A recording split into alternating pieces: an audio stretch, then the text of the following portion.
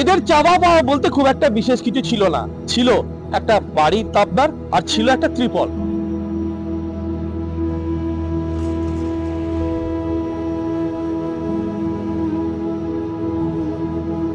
এই ত্রিপলটুকু পেলে তারা হয়তো এই যে বাঁশের দরমার মধ্যে তারা থাকছে সেই জায়গাটা নিশ্চিত নিরাপত্তা পেত।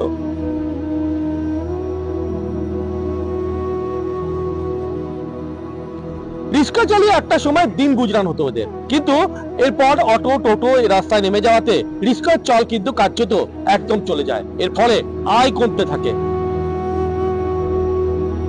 এখন আমরা যদি ঘর দুয়ার হয়, এখন খাওয়া দাওয়া সকলে হয়, তাহলে খাওয়া দাওয়া হইলে আমাদের দু বুড়া বুড়িতে একদম আরামে হয়ে যাবে। শাসক দলের স্থানীয় নেতৃত্বের কাছে ছোট্ট একটা ঘরের আবদার ছিল, মেলেনি। রুটি রোজগার নেই, একটা কাজের প্রত্যাশা ছিল, হয়নি কাজও। শেষে ভাঙাচোরা বাঁশের দরমার এক চিলতে ঘরের জন্য একটা ত্রিপল চেয়েছিলেন এরা, মেলেনি আজও। ভোট দিলেই নাকি এসব পাওয়ার প্রতিশ্রুতি মিলেছিল, কিন্তু ভোট মিটতেই প্রতিশ্রুতি সার। অগত্যা পেটের জ্বালা মেটাতে রাস্তায় রাস্তায় ভিক্ষেবৃত্তি করে ওরা বলতে দুর্গাপুরের ৩০ নম্বর ওয়ার্ডের রেল উড়ালপুরের কাছে স্কুলপাড়া বস্তির দিলীপ বাউরি আর তার অসুস্থ স্ত্রী জ্যোৎস্না বাউরির কথা বলছি আমরা। নেতারা ভোটের সময় বলেছিল বাড়ি মিলবে, খাবার মিলবে, মিলবে কাজও, কিন্তু ভোট মিটতেই পগার পার ওরা। আর খোঁজ রাখে না, তাই দুবেলা দুমুঠো অন্নের সংস্থান করতে এই দম্পতি সকাল হলেই ভিক্ষে করতে বেরোন। সারাদিন লোকের দুয়ারে দুয়ারে ঘুরে সূর্য ডুবলে আবার ক্লান্ত হয়ে সেই ঘরে ফেরে ওরা। স্ত্রী অসুস্থ, হাঁটাচলা করতে পারেন না। অগত্যা স্ত্রীকে ছোট্ট একটা ঠেলা গাড়িতে চাপিয়ে ঠেলতে ঠেলতে দিলীপ বাউরি রোজকার জীবনের লড়াইটা শুরু করেন। একটা সময় রিক্সা চালিয়ে চলতো সংসার, কিন্তু অটো টোটোর জন্য আজ রিক্সা আর কেউ চাপে না, কমতে থাকে আয়। এদিকে শারীরিক এক অসুস্থতা থেকে দিলীপ বাউরি স্ত্রী হাঁটতে চলতে আর পারেন না। টাকা পয়সা নেই, স্ত্রীর চিকিৎসার ব্যয়বহুল চিকিৎসা আর করাতে পারেনি দিলীপ বাউরি। তাই সূর্য উদয় হলেই স্ত্রীকে ঠেলাগাড়িতে ঠেলতে ঠেলতে রাস্তায় রাস্তায় ভিক্ষেবৃত্তি করতে বাধ্য হতে হয়েছে তাকে। এই ঘরের মধ্যেই তাদের কিন্তু দিন গুজরান, তাদের চাওয়া পাওয়া কিছু ছিল না। তারা বলেছিলেন তাদের জমি যদি একটু ব্যবস্থা করে দেওয়া যেতে পারে তাহলে সেক্ষেত্রে তারা এগোবেন এই কাজে, এবং কিন্তু প্রতিনিয়ত মিথ্যে প্রতিশ্রুতি দেওয়া হয়েছে।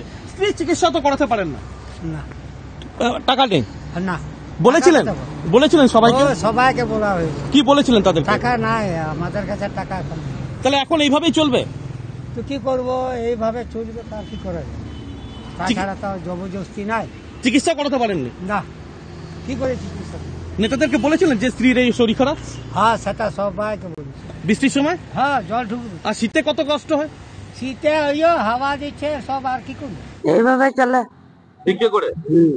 হ্যাঁ, তুমি তো হাঁটতে পারো না। হ্যাঁ, চিকিৎসা করাওনি কেন? টাকা পয়সা করবো। হ্যাঁ, টাকা পয়সা থাকবে করবো চিকিৎসা। স্থানীয় প্রাক্তন তৃণমূল কাউন্সিলর থেকে শুরু করে নেতা সবার দুয়ারে দুয়ারে ঘুরে সাহায্য চেয়েছিলেন, কিন্তু প্রতিশ্রুতি দিলেও সেই প্রতিশ্রুতি আর ওরা রাখতে পারেনি। আজ কেউ শোনার নেই এদের কথা, আজ কেউ বলার নেই এদের জন্য। হতাশার আর কষ্টের নিদারুণ এক যন্ত্রণার মাঝে পড়ে এরা আজও ছটফট করেন বাঁচার তাগিদে। জেলা তৃণমূল কংগ্রেসের সহসভাপতি উত্তম মুখোপাধ্যায় সাফাই, যদি ওরা যোগাযোগ করেন তিনি পাশে থাকবেন। বিরোধী সিপিএম ও বিজেপি জেলা নেতৃত্ব একযোগে শাসক দলকে আক্রমণ করেছে, কিন্তু এরপর মানুষ মাত্র কি ভুল হয়, সেটা হয়তো কোনো জায়গায় হয়তো গাফলতি আছে।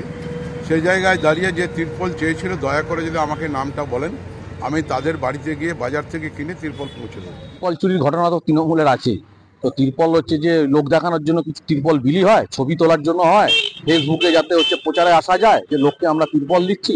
যে সরকার মুখে বলেন প্রধানমন্ত্রী গরিব কল্যাণ যোজনা থেকে রাজ্যের হচ্ছে রেশন দেওয়া হচ্ছে, আর রাজ্যের সরকার বলেন খাদ্য সাথী প্রকল্পে আমি প্রত্যেকটা মানুষকে খাদ্যের অধিকার আইনে খাদ্য পৌঁছে দিচ্ছি, তাহলে ৩০ নম্বর ওয়ার্ডে যিনি জনপ্রতিনিধি রয়েছেন শাসক দলের, তিনি কেন এই বিষয়ে সেই মহিলাটির হাতে একটি রেশন কার্ড তুলে দিচ্ছেন না, যাতে পরিবারটি অভুক্ত না থাকে? রাজনীতির ৭-১৭ জটিল রাজনীতির অঙ্কে আজ এই দম্পতি বন্দী। মুক্তি কোন পথে জানে না এরা। শীতের কনকনে ঠান্ডায় যখন সবাই পাকা বাড়ির ছাদের তলায় বসে লেপ কম্বলের তলাতে, তখন এই সভ্য সমাজের মাঝে এরা রাতের ঘুম ঘুমন এই ভাঙা বাঁশের দরমার ঘরে, যার ছাদ নেই, যার নিরাপত্তা নেই। আর এরা পেটের জ্বলার যন্ত্রণা কমাতে সকাল হলেই রাস্তায় থাকে ভিক্ষের বাটি নিয়ে। জীবনের প্রতি আজ এরা বীতশ্রদ্ধ। অভাবের দানবটার সাথে লড়তে লড়তে এরা জীবনে বেঁচে থাকার ইচ্ছে শক্তিটাও আজ হারিয়ে ফেলেছে। কি করবেন আর কি করবেন না এটাই তারা এখন বুঝে উঠতে পারছেন না। ভাগ্যে নির্মম এক পরিহাসে এই যন্ত্রণার মধ্যে দিন কাটছে এই দম্পতি। দুর্গাপুর থেকে রাজেশ সেনগুপ্ত, ক্যালকাটা নিউজ।